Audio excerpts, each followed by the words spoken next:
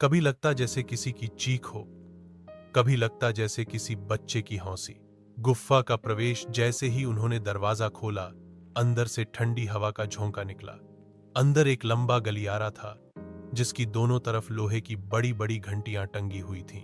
लेकिन अजीब बात यह थी कि किसी ने उन्हें छुआ भी नहीं, और वे खुद ब खुद बज रही थीं। हर घंटे की आवाज से गुफ्फा कांपती थी। कभी लगता जैसे किसी की चीख हो, कभी लगता जैसे किसी बच्चे की हंसी। पहली झलक डर की अचानक एक घंटी जोर से बज उठी। उसके अंदर से धुंध निकली, और वो धुंध धीरे धीरे इंसान का रूप लेने लगी।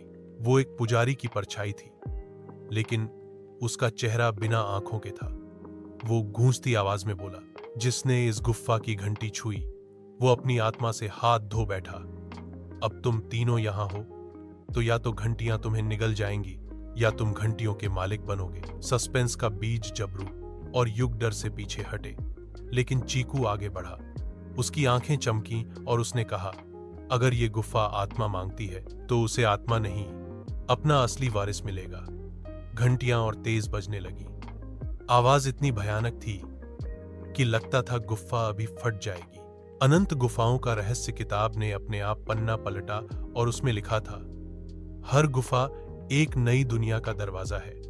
वहां समय अलग बहता है, वहां के दोस्त और दुश्मन असली हैं, और वहां से लौटना आसान नहीं। जितना वक्त तुम अंदर बिताओगे, उतना ही बाहर की दुनिया से कट जाओगे।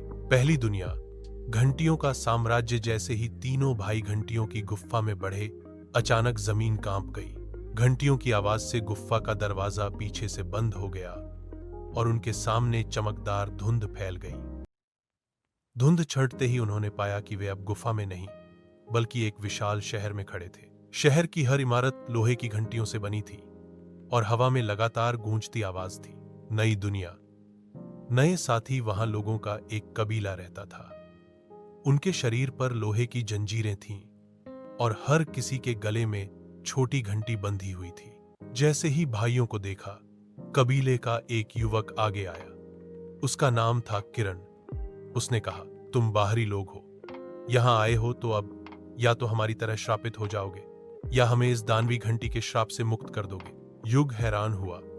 मतलब, ये सिर्फ गुफा नहीं, बल्कि पूरी दुनिया है। किरण बोला, हां, और ये श्राप सैकड़ों साल से हमें कैद किए हुए है। रोमांचक सफर की शुरुआत। झबरू ने धीरे से कहा, अगर हर गुफा हमें नई दुनिया में ले जाएगी, तो ये सफर कभी खत्म नहीं होगा। चीकू ने मुस्कुराते हुए किताब उठाई और बोला, नहीं, ये सफर खत्म नहीं होगा। ये सफर हमें और मजबूत बनाएगा। हर दुनिया में हमें साथी मिलेंगे, दुश्मन मिलेंगे, और हर जीत हमें अगले दरवाजे की चाबी देगी। किरण और उसका कबीला अब उनके साथ जुड़ गए। तीनों भाइयों के पास अब नए साथी थे, लेकिन हर घंटी बजते ही शहर हिलने लगता था, और कहीं दूर एक विशाल परछाई उनकी ओर बढ़ रही थी। अब से हर गुफ्फा एकल नई दुनिया, एक नया रोमांच। कभी जंगलों की दुनिया जहां पेड़ बोलते हैं, कभी रेगिस्तान की दुनिया जहां रेत में आत्माएं फांसी हैं, कभी बर्फीला साम्राज्य जहां समय जम चुका है। और हर जगह नए साथी मिलेंगे, जो या तो मदद करेंगे या धोखा देंगे। घंटियों का श्राप। तीनों भाई और किरण का कबीला शहर के बीच पहुंचे। वहां एक विशाल काली घंटी हवा में लटकी थी, इतनी बड़ी कि उसकी छाया पूरे शहर को ढक लेती थी। किरण बोला, यही है श्राप की जड़। इस घंटी को हर रात एक बार बजना ही होता है। जैसे ही ये बजेगी, हमारे शरीर की जंजीरें और कस जाएंगी। युग कांपते हुए बोला, अगर इसे न बजने दें तो? किरण की आंखें फैल गईं। फिर वह ध्वनि, दानव जाग जाएगा, जिसकी शक्ति से ये घंटी बनी है। मिशन श्राप तोड़ना। झबरू ने किताब खोली। पन्ने पर लिखा था, घंटियों का श्राप तोड़ने के लिए 3 बलिदान जरूरी हैं, एक साहस का, एक विश्वास का, और एक त्याग का। कबीले वाले डरकर पीछे हट गए, लेकिन चीकू आगे आया और बोला, हम पीछे नहीं हटेंगे। अगर हमें हर गुफा जीतनी है, तो यहां से शुरुआत करनी होगी। ध्वनि, दानव का आगमन। जैसे ही तीनों भाइयों ने अपनी ताकत से घंटी को रोकने की कोशिश की, अचानक घंटी अपने आप जोर से बज उठी। पूरा शहर कांप उठा, हवा फटने लगी, और धुएं से बना एक विशाल ध्वनि। दानव बाहर आया, उसके कान से बिजली चमक रही थी और उसकी आवाज से जमीन टूट रही थी। उसने दहाड़ा, कौन है जिसने मेरी नींद तोड़ी? बलिदान की घड़ी दानव ने कबीले के लोगों पर हमला कर दिया। किरण गिर पड़ा और उसकी घंटी टूटने लगी। झबरू ने किताब उठाकर पढ़ा, अगर दानव की गूंज को उसकी ही शक्ति से हराया जाए तो श्राप टूट जाएगा। तभी चीकू चिल्लाया, मैं करूंगा बलिदान। उसने अपनी जंजीर उतारी और घंटी से बांध दी।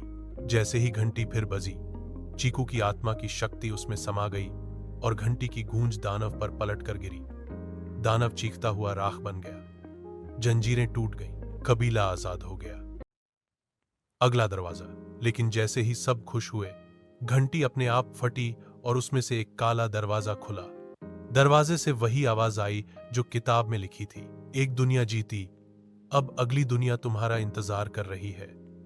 युग ने चौंक कर कहा, मतलब ये तो अभी शुरुआत थी। और दरवाजा उन्हें खींचते हुए अगली गुफा की ओर ले गया। दूसरी गुफा, आइनों का भूल भुलैया। तीनों भाई और किरण काले दरवाजे से भीतर खींचे गए। जब उनकी आंखें खुली तो वे एक विशाल गुफा में खड़े थे। गुफा की दीवारें चमक रही थीं, लेकिन ये पत्थर नहीं थे, ये हजारों आईने थे। हर आईने में उनकी ही परछाई थी, लेकिन कुछ परछाइयां मुस्कुरा रही थीं, कुछ रो रही थीं और कुछ के चेहरे पर खतरनाक हंसी थी।